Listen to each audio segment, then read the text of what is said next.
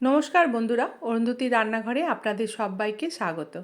আশা করি সকলেই ভালো আছেন। আজকের রেসিপি কুলের আচার। এইভাবে একবার কুলের আচার বানিয়ে দেখতে পারেন। সারা বছরের জন্য কিন্তু আপনারা এইভাবে বানিয়ে সংরক্ষণ করতে পারেন এবং খেতেও কিন্তু খুবই ভালো হয়। চলুন আমি যেভাবে রান্নাটা করেছি সেটা আপনাদের সাথে শেয়ার করি। এখানে আমি 500 গ্রাম মতো কুল নিয়েছি, 100 গ্রাম মতো চিনি আর গুড় মোট একসাথে নিয়েছি। আর এখানে আমি 2 চামচ পাঁচফোড়ন আর 4টে শুকনো লঙ্কা নিয়েছি। আপনারা মিষ্টিটা সম্পূর্ণ কুলের ওপরে নির্ভর করছে। আর এই কুলটা কিন্তু খুব বেশি টক নয়। আর কুলটাকে আমি বাজার থেকে কিনে নিয়ে এসে বেশ কিছুদিন একটু ফাটিয়ে রোদে শুকনো করে নিয়ে তারপর একটু ভালো করে জলে ধুয়ে নিয়েছি। এবার গ্যাসের মধ্যে কড়াইটা বসিয়ে দিয়ে আমি পাঁচফোড়ন আর শুকনো লঙ্কাটা একটুখানি ভালো করে ভেজে নেব। এবার এটাকে এই মশলাটা ভেজে নিয়ে তুলে রেখে দিয়ে তারপরে ওই কড়াইয়ের মধ্যে পরেই আমি একটুখানি পরিমাণ মতো সর্ষের তেল দিয়ে দেবো। আপনারা ভাজা মশলা জিরে বা ধনে দিতে পারেন, কিন্তু পাঁচফোড়নের গন্ধটা আর স্বাদটা একটু অন্যরকম হবে, তার জন্য আমি এখানে শুধু পাঁচফোড়নটাই দিয়েছি। আর এখানে ফোড়নেও কিন্তু আমি তেলটা গরম হয়ে যাওয়ার পর পাঁচফোড়ন দিলাম। এবার মশলাটা ভাজা হয়ে যাওয়ার পর তারপরে আমি এখানে কুলগুলো দিয়ে দিলাম।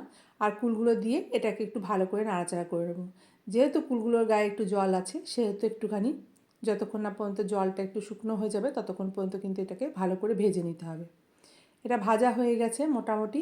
এবার আমি এর মধ্যে পরিমাণ মতো হলুদ আর স্বাদ মতো লবণ দিয়ে দিলাম। আগেই বলেছি কুলটা কিন্তু খুব টক নয়, সেই জন্য খুব বেশি লবণের প্রয়োজন নেই। এবার এটাকে আমি একটু ভালোভাবে নাড়াচাড়া করে নেব।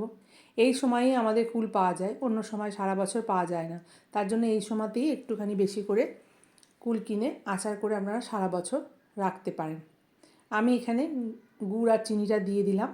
আমি এখানে কোনো জল ব্যবহার করব না। এই গুড়টা গলে গিয়ে তার মধ্যেই কুলগুলো সেদ্ধ হয়ে যাবে। এটাকে আমি এখন ভালো করে যতক্ষণ না পর্যন্ত একদম গুড়ের গন্ধ চিনির গন্ধটা চলে যাবে এবং গলে যাবে ততক্ষণ পর্যন্ত কিন্তু আমি এটা একটু অল্প আঁচে রান্নাটা করব। দেখুন গুড়টা পুরো গলে গেছে, চিনিটাও গলে গেছে। আর এইভাবে একটুখানি নাড়াচাড়া করে পুরো রান্নাটা করতে হবে।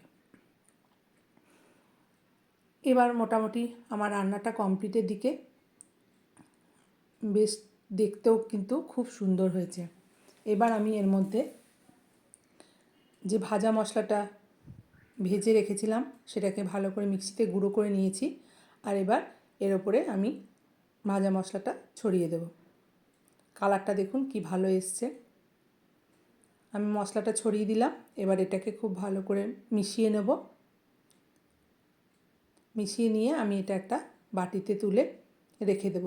2-4 দিন রোদে দেওয়ার পরে কাঁচের শিশিতে ভরে আপনারা সারা বছরের জন্য রাখতে পারেন। দেখুন দেখতে কিন্তু দুর্দান্ত হয়েছে আর খেতেও কিন্তু খুবই টেস্টি হয়। এইভাবে আমি কুলের আচারটা রান্না করলাম। আপনারা অবশ্যই এই রান্নাটা একবার ট্রাই করবেন। আমার ভিডিওটা যদি আপনাদের ভালো লেগে থাকে তাহলে অবশ্যই একটা লাইক, কমেন্ট, শেয়ার এবং চ্যানেলটিকে সাবস্ক্রাইব করে দেবেন। পাশে থাকা বেল আইকনটা প্রেস করে দেবেন, তাহলে সবার আগে নোটিফিকেশনটা আপনাদের কাছে যাবে। ভালো থাকবেন, সুস্থ থাকবেন। দেখা হবে আবার একটা নতুন রান্নার ভিডিও নিয়ে। ধন্যবাদ।